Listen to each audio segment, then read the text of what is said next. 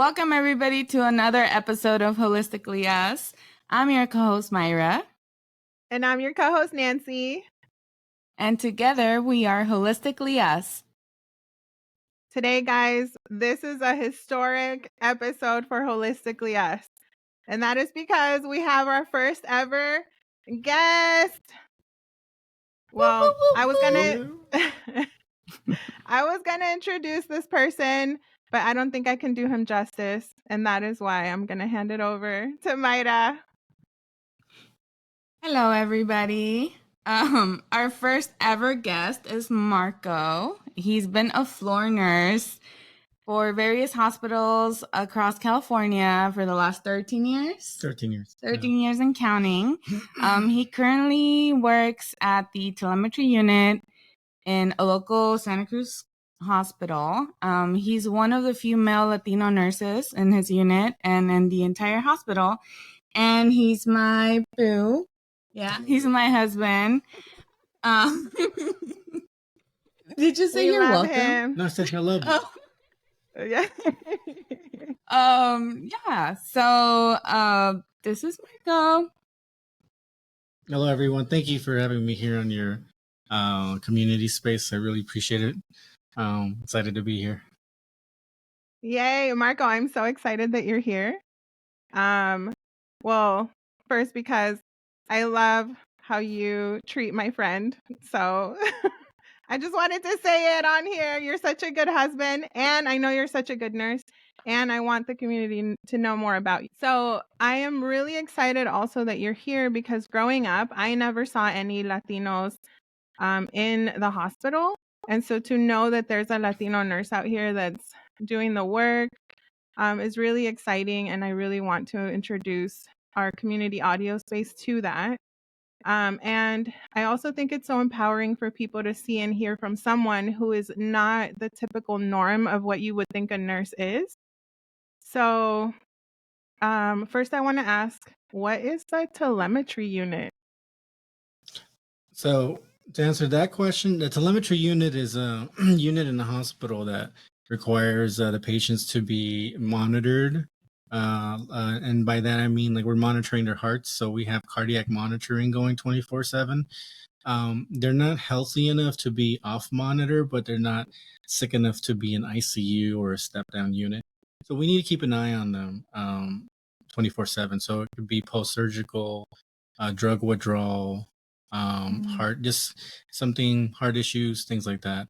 And to go back to the original point you mentioned, I didn't really think about it going through school and ending up in the hospital, but quickly I found out that we are underrepresented when it comes to the healthcare field.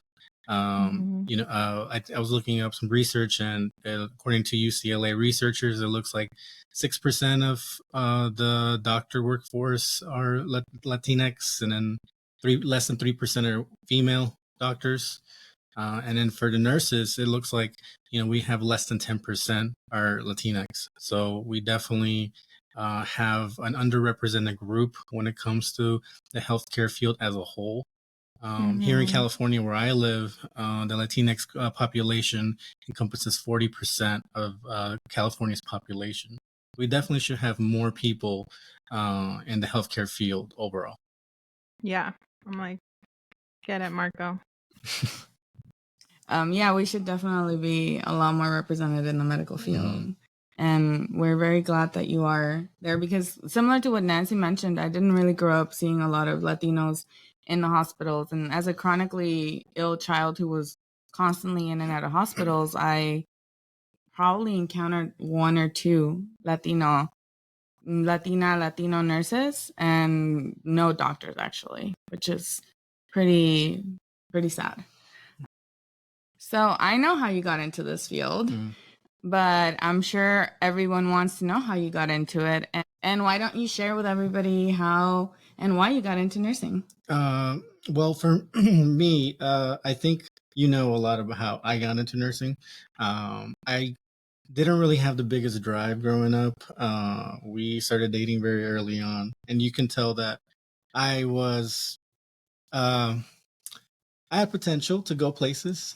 My inclination was always to go and be a doctor, and but I wasn't really taking a career any career options very seriously. You really helped me with that, going out of high school, filling out paperwork, enrolling in nursing school. You really made a lot of what I am today happen. So I do have to say thank you. And in making that happen, you really sparked the drive in me to achieve something. And as my career has continued, I reflect on that decision to become a nurse instead of a doctor. Initially, I didn't really feel like I was trading down by becoming a nurse. I just felt that nursing as a whole was a good balancing act in terms of being able to help people and have financial security, and be able to make a difference in the community. And so far, I feel like I've made the right decision. I can tell that it's not the decision for everyone. If someone's interested in healthcare, it may not be for them. It is a difficult field. It requires a special type of person, special type of patients. You'll find out quickly a lot about yourself, what you're good at, what you're not good at, and it's up to you to really make the proper adjustments to grow in that profession, or maybe make a change. But I'm glad that I got into nursing. I've been able to really learn a lot about myself, and I've been able to help the community. And lately, here where I live, I feel like I made a big impact in being able to help the BIPOC community out there that definitely needs more people to stand up for them and advocate for them. I totally agree with that statement. And I heard you mention that you have to have certain skills, you think, Mhm. in order to be a nurse. What skills do you think you possess that make you a good nurse? I think that you need to be able to be patient, um, especially early on in my career to where I am now. Um, I realized that uh, I felt like I was missing a lot of things that I needed to be great at work, and it was all work related. And as time has passed by, I realized that the more I've invested in myself personally, the more I've grown in terms of being able to be, for instance, if I'm more patient, understanding with myself, I feel like I have a reservoir to be able to give more time and attention, have more patience for my patients in the hospital. Mm, So I feel that one thing you really do need is to uh, be able to self care, first of all, because it's a very grueling job to be able to do that day in and day out. You need to be able to communicate clearly, you need to be patient, you need to be sympathetic and understanding, especially when someone isn't being gentle or kind with you. Um, and I think you just need to be open to different perspectives. mm, Me, I'm brown. I identify with the Latino community, but I don't speak Korean. I don't speak French. I'm not Muslim. So when I get something that I'm not used to, I need to be open minded. So I think mhm, that's something that every nurse definitely needs to be aware of. And the honest truth would be aware of your own prejudices. For anyone getting into mm, healthcare, sometimes people have them, and that's understandable. Prejudices don't always come from a place of hate. Prejudices sometimes come from a place of lack of knowledge, or not being exposed, or being aware, or not being able to talk to anyone from that community. So when you have those moments when you feel, I feel something kind of, creeping out, or me thinking of something that may not be accurate, it's important to bring those out to light and make sure that they don't affect your actions in any other way that you would have with something you're comfortable with. So mhm. I think if someone practices all those things, they'll have an overall good career and uh, good interactions with their patients. Yes, I totally agree with that. And I think like Maida and I see that too with our patients. And just the way that you explain that is so beautiful. Um, so thank you for being so open with that information. And my other question is, how is your role as a nurse? How are you using that to empower the BIPOC community? That's a really good question. I think I have to start with me myself growing up. So when I was growing up, I think I had a bit of naivety, maybe a luxury, where I didn't really have to think about or uh, you know, I didn't have to focus on the fact that I look different than everyone else. And growing up quickly, you know, I think once I hit middle school and high school, I realized that it makes a difference how you look, maybe not to yourself, but to others. Mhm. So I struggled early on with my youth with identifying with my, Hispanic heritage, being Mexican, speaking Spanish. My Spanish was a bit broken up. And I think that kind of separated me from what uh from being comfortable. Like I didn't feel really comfortable identifying or really like whenever I went to Mexico and visited family, I felt different. I didn't feel like I was one of them. And so I can tell that that was doing something to me. And luckily for me, before I even entered nursing, I'd already started working on being more comfortable, especially with dating Myra and marrying Myra. Like her parents are predominantly Spanish speakers, so I practiced my Spanish, and through being a part of their family, I learned to be more comfortable with myself and being Mexican and speaking Spanish. And I started to embrace the beauty of what it means to be uh, different in that regard, um, and to be able to be a part of that community. So once I became a nurse, I could tell very quickly that we are underrepresented. So whenever I had patients that weren't used to having someone advocate for them who spoke Spanish, I learned very quickly that um, I was going to play a huge part in many people's lives in my career. Mm. Everything has led me to this point where now I feel that I have a responsibility to be almost like I'm a family member for them.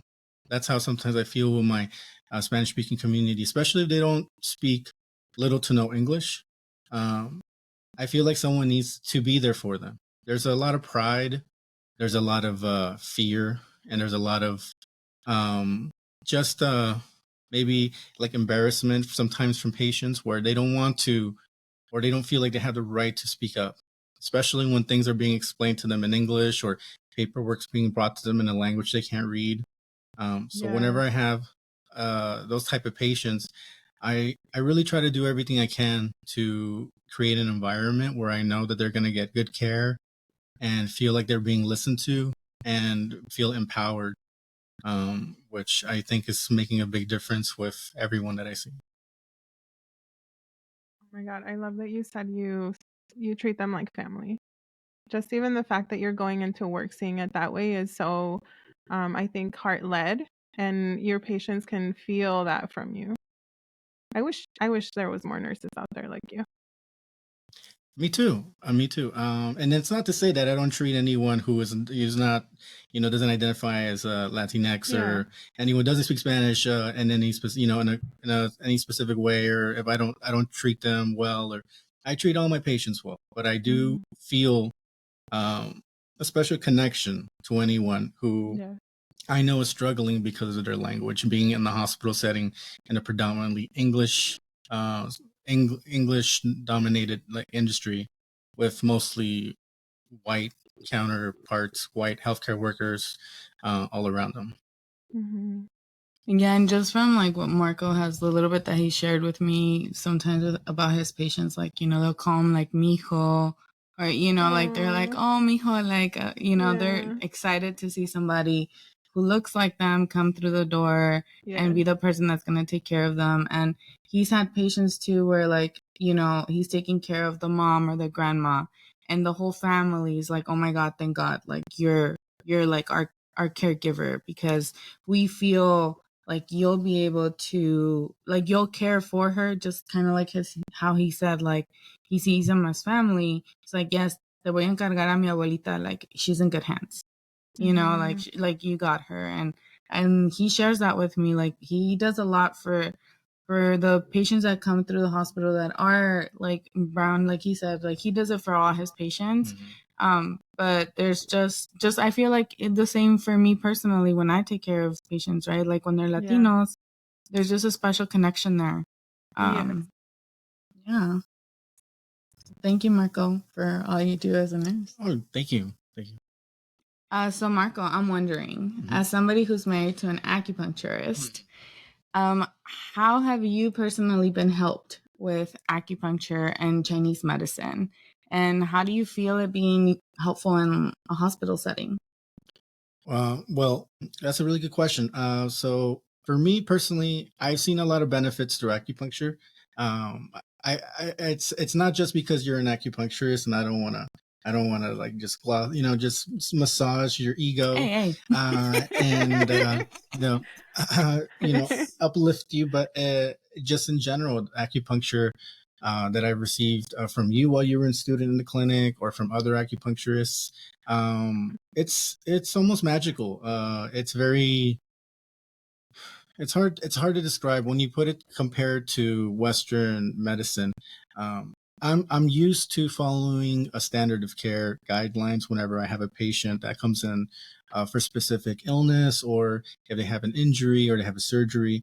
And we do modify the care to be personalized for them, but it's really a universal guideline that we pretty much follow for all patients, that researchers has shown will keep them safe and will give them better outcomes.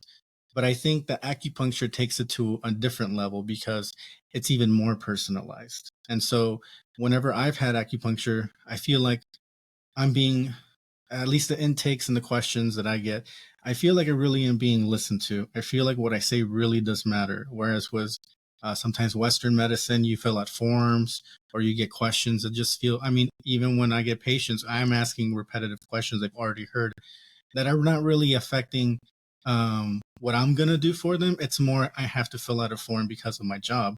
Whereas whenever I've been treated, in an acupuncture setting, I feel like every answer I give matters, and I feel that I'm being assessed in a very unique way that takes. They look at my tongue, they feel my pulses, and I feel that the care I'm receiving is so personalized that even if someone came in for similar symptoms or health issues or ailments that maybe I would have or someone else will have, each treatment will be unique and personal.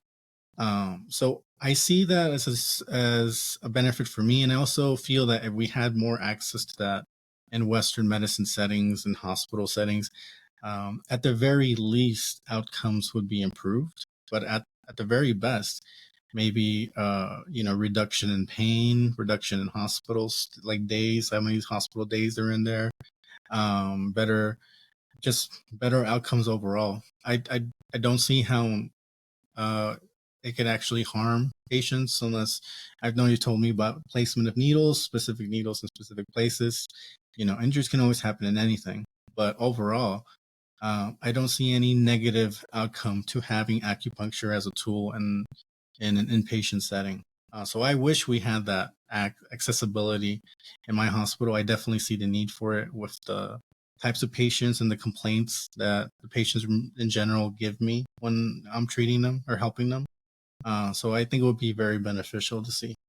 Yeah, I think that sometimes there's things that the doctors, they don't know what to do anymore with the patients. Like they've given them everything they can to help them, and they're like, yeah, it should be helping. There's a lot of like should be helping, but it doesn't always help. And those are moments I feel like where acupuncture could definitely just assessing the patient and being like, let's look at it through a different lens and see if we can approach it differently and see if that helps with whatever it is that they're dealing with that everything else hasn't really been helping with. Oh yeah, no, absolutely. Whether it's someone coming in for a new problem or someone coming in for a new problem that has like 5 to 10 other problems already, the pattern that I keep seeing repeated is we do what we can for them. We'll give them medications to help them, but sometimes those medications will cause side effects, causing new problems. And depending on the health of a patient, sometimes the rabbit hole just keeps going and going and going, and it feels like there's no end to when there's no end to them getting worse, and it's hard to see improvements. So in those kind of situations, especially, I do think that trying something new, something different, something that their body hasn't repetitively been exposed to, might make a difference with maybe having a different outcome than what we're used to seeing, especially with our frequent flyers. Yeah.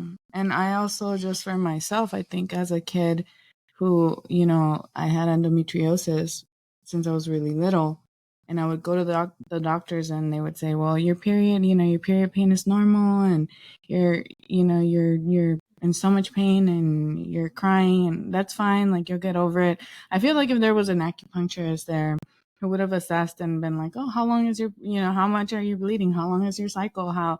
Just like all the details we ask people that have their cycles, I think it would have been so helpful to have an acupuncturist in the hospital helping with some of that stuff, because I would just end up leaving with, well, there's nothing wrong with you. It's fine. Your pain is fine. Yeah. And you know how in school there was that program where we could go work in the Watsonville clinic?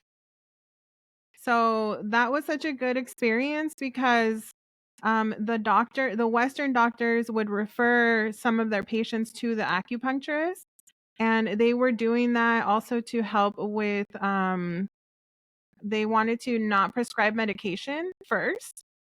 And so they would come to us for the pain management.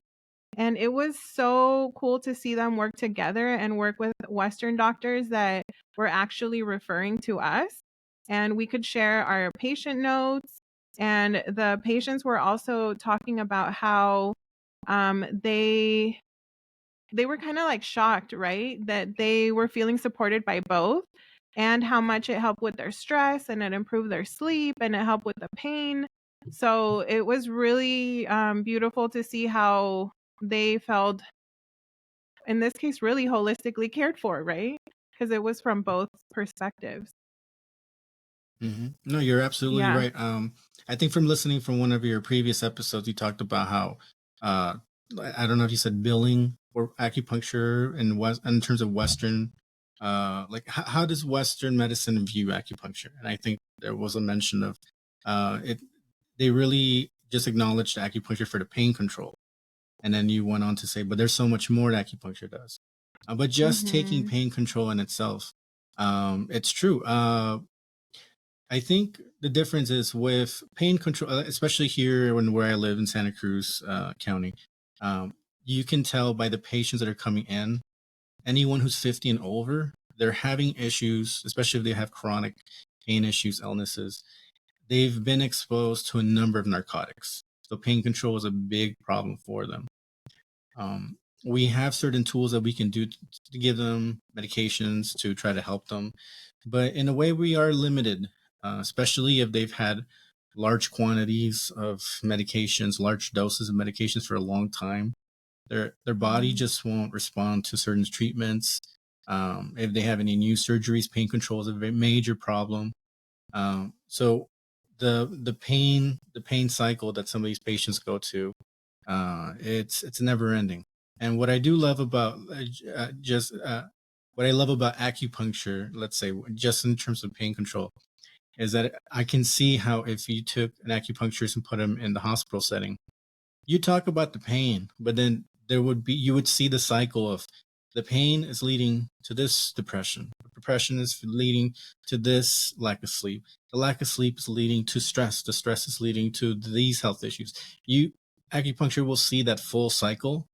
And even if you can't help one part of that cycle, you'll be able to target another part of it. And in that way, you're holistically helping the patient. Whereas I feel like sometimes in Western medicine, we just look at one diagnosis, like one issue, one illness. We're just looking at the diagnostic code. Like we're just looking at that one billing issue. We're not acknowledging the full patient. Part of it is, it's not always that people don't care. Sometimes there's not enough time. There's not enough resources. Yeah. And Western medicine really isn't built that way to acknowledge every facet of a human being while they're in the hospital. And hospital settings in general are more acute care, anyways. But even outside the hospital, clinic settings, physician's office, Western medicine really isn't built to acknowledge every single component of every problem that a patient has. Whereas acupuncture will see your one problem is leading to this full cycle of several things. And if we tackle all of them together or one at a time, you're going to see a complete change in a person, which I love. Yes. Oh my God. Preach, Marco. You're giving me life. Um, and as someone who knows the ins and outs of the hospital better, what would you say is your top advice for BIPOC patients that are coming in to just help them navigate that better? I think definitely is asking a lot of questions. There's no shame in saying, I don't understand. And no shame in saying, I don't understand still. It's very important to know your rights as a patient. And for anyone who is not predominantly English speaking, there are laws that say that they need to provide appropriate translation and materials that are equivalent to English that they can understand. I've seen plenty of times where they try to give me a consent form for a patient for surgery and it's written in English. And I'll go and find a Spanish one. Even if they can't read and write, it's important that they know that they're being acknowledged for their needs and who they are versus just saying, sign this. And that's never worked for me. So I think asking questions and advocating for yourself is very important. I hope that we have enough people out there who are in the healthcare setting who care enough about human beings that they will see people when they need help, when they need to be advocated for, to step in. But when that doesn't happen, you as a patient, you have a responsibility to yourself to not accept anything less than full understanding of what's happening. And there needs to be a part of you as a patient that fights for that. So definitely asking questions and speaking up, and not being embarrassed if you don't understand anything, because there's a lot of technical lingo, a lot of words that we use frequently because we're in a hospital setting. But for anyone else, they'll be like, I don't know what you're talking about. So definitely asking questions.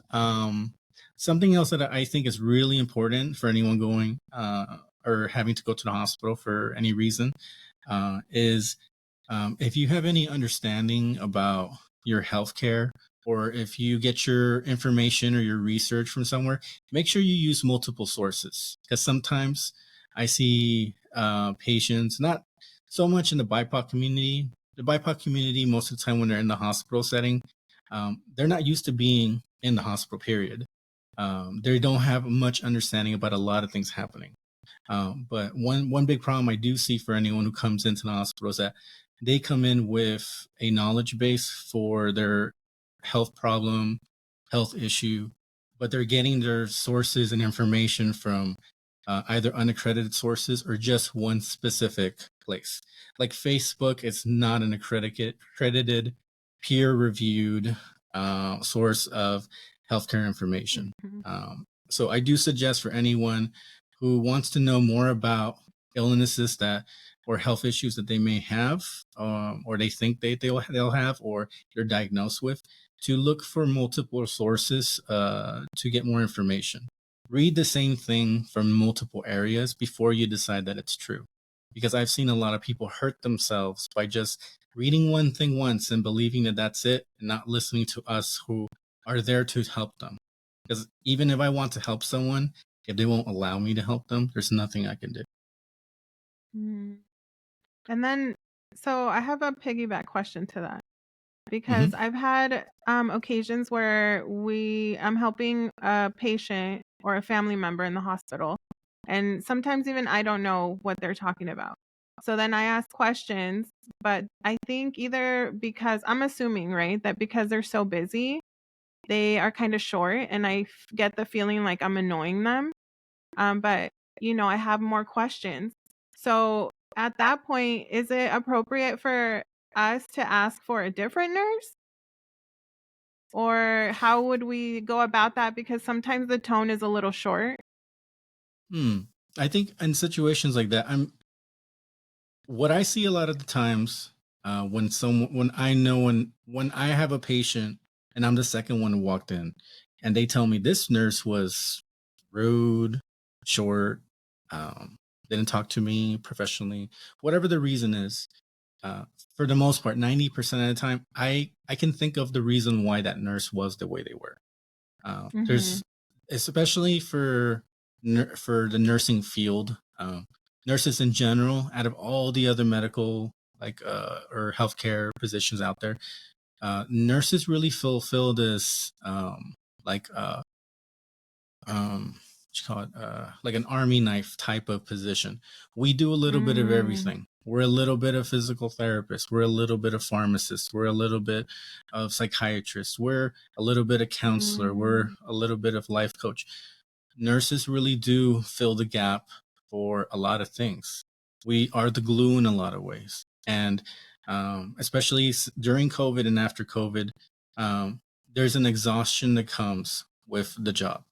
And that's why I talked about how self-care is so important for anyone in healthcare, because you need to mm. recharge your batteries. You need to prioritize yourself, because how can you prioritize someone else if you can't prioritize yourself? So there are those out there who they're burnt out. They don't care. Very few times it's that they're the wrong person for that type of job. A lot of times it's that they're a human being, and for whatever reason, they're just not giving it what they should.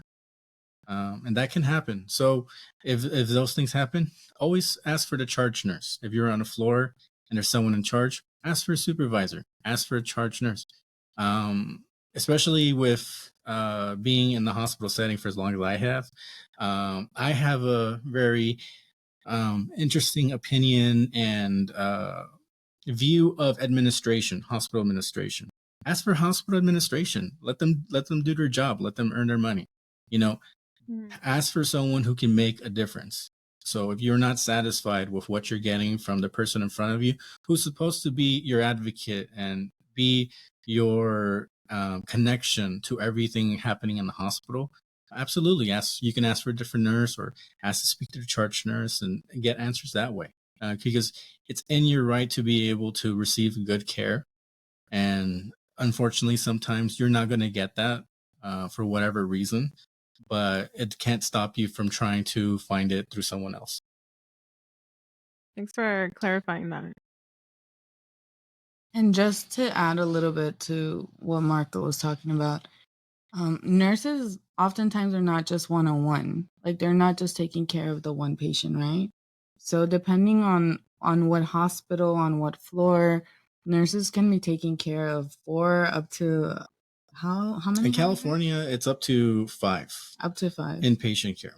And we're not talking about nursing homes. Nursing homes, I've heard outrageous ratios, 1 nurse per 18 patients. I mean, it varies a lot in the nursing home setting, but inpatient, the most that someone should get is 5.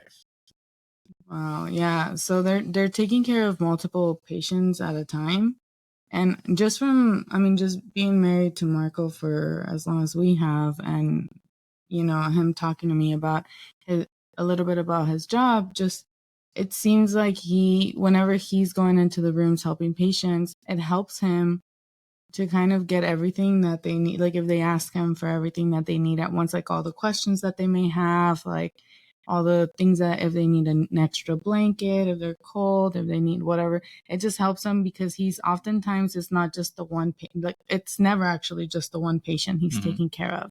So he's running around multiple rooms taking care of different patients, different acuities, like patients who have different needs.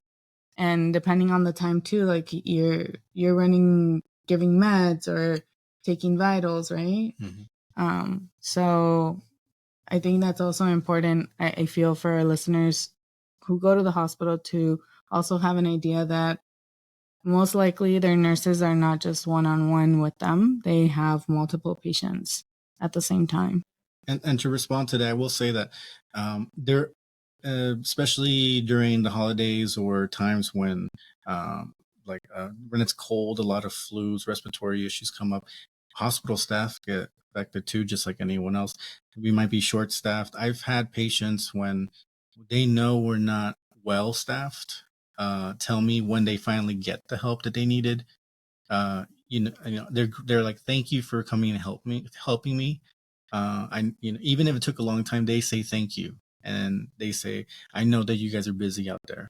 So I think for most people, at least where I work, when they're patients themselves, if they're not getting attended to, most of them are trying to be as understanding as possible, because they can see how we're running around, and they can also hear other patients. So that's something that I can always tell when someone's new, because they start asking questions of, it's going to be loud all night, is that how it is? And you just never know in the hospital setting. Yeah, we got earplugs. If you need some quiet, that's the best we can do, but you just can't control the people. So once they hear that for a few hours and they're like, wow, it's something interesting out there, they're sympathetic to the situation. And yeah, so I think that it's for nurses in general, anyone who's a healthcare worker, I definitely do suggest that it's very important to learn how to place boundaries early. Even you as acupuncturists, I'm sure that that's something that you'll have to figure out how to do professionally and politely, but it's necessary to be able to tell patients either no, I'm not comfortable, or you can't behave that way, or no, you can't do that, or put that away. There's different ways of saying no and setting boundaries, but it's very important, because it's almost like children. Sometimes and I will say this, especially like our mentally ill community, alcoholic withdrawals, people who are frequent flyers, who are not all there. Them being in the hospital in that very moment, that's everything to them. That's their entire life in that second. Whereas we get to go home. We have a life. We have, kids, family, loved ones, pets.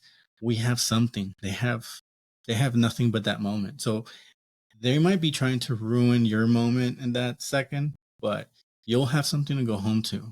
So, but they won't. So with patients like that, it's important to really be able to protect yourself and tell them, hey, you can't, this is not appropriate. You can't do this. You can't talk like that. It's important that we take care of ourselves. And sometimes we need to do it against the patients too. Yeah. Yeah, and just a little bit, just to kind of touch on what Marco was mentioning right now, like he deals with a lot of patients who are addicts and who actually physically harm the nurses in hospitals. So it can get very scary. So it's when we're in the hospital, we're not feeling our best, and oftentimes we don't act our best either. So that's kind of like the patients that he deals with. Self-defense classes?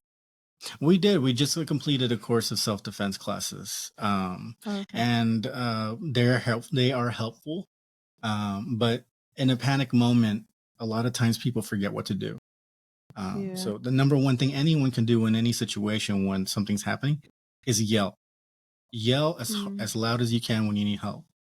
Because if you forget anything, it's your voice. If someone comes at you and just tries to shake your hand and you yell as loud as you can, it startles them.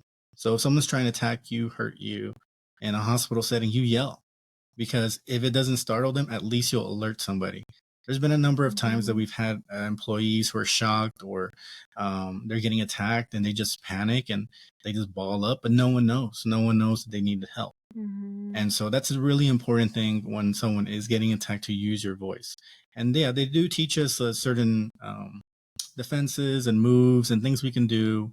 And it's great if you remember them, but if you don't, it's always important to yell and use your voice. And I just wanted to mention, so I don't know what it is for acupuncture, but at least for Western medicine in the healthcare field, we're the number one most likely field to be physically assaulted, and out of all industries out there.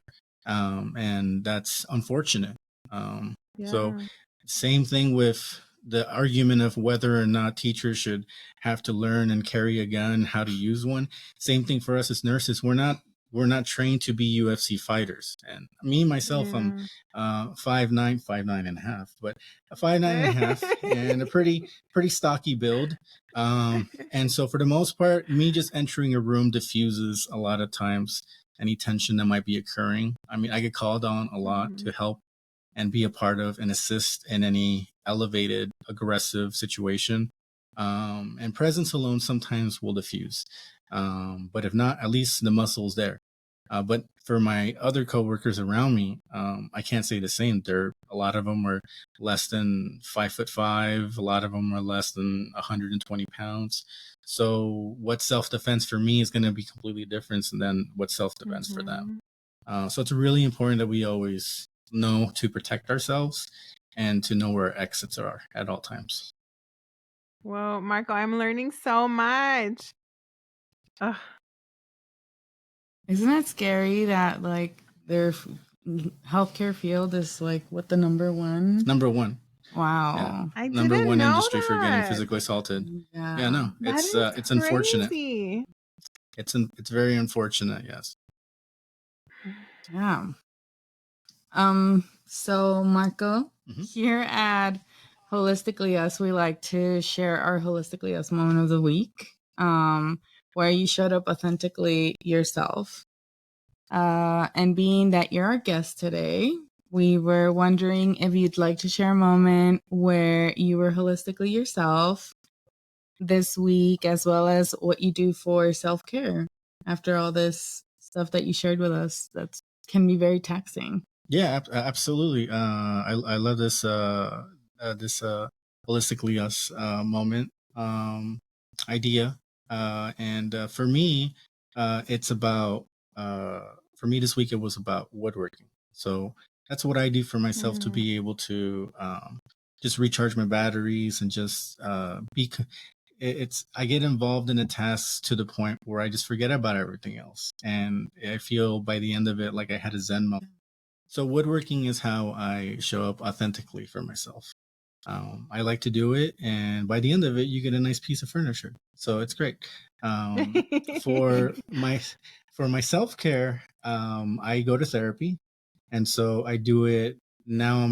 Now I have therapy every 2 weeks. So that really has helped me a lot. And going back to the self care for healthcare and workers, doesn't matter what type of worker you are. Very important. We, as healthcare employees, because of everything that we're trying to do and everyone we're trying to help, we carry a lot.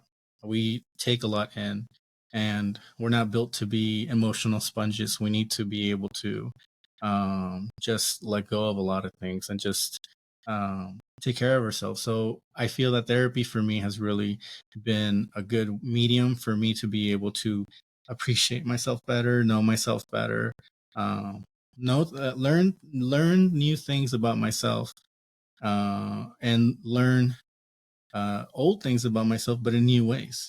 And for me, I feel that that's really made the difference in terms of my happiness and my understanding and my appreciation for myself, and with how much energy and patience I have in the hospital setting. So definitely that's my way of self-care.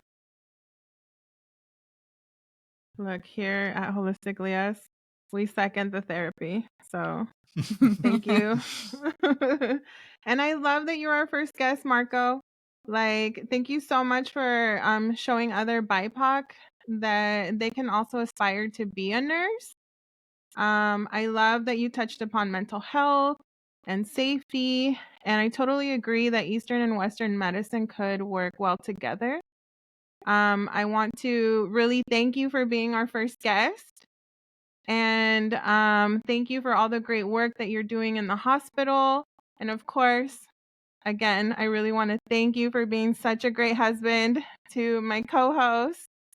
If our listeners want to follow Marco, I'm sorry to say that you can't. He's one of those rare birds that doesn't have social media. So we're sorry. But good for you, Marco. Yeah. And although you can't follow Marco, you can always follow us at Holistically Yes. Us on Insta. You can also watch us on YouTube now. And you can follow Nancy at Conexion_Acupuncture. And you can follow me at Florecer Acupuncture. Thank you all for listening and or watching the episode. Thank you, Marco, for being our first ever guest. Thank you for having me. We've learned so much about nursing and just you in general. And like always, we're so grateful that you're all part of this community audio and visual space with us. And we will see you in the next one. Bye. Bye.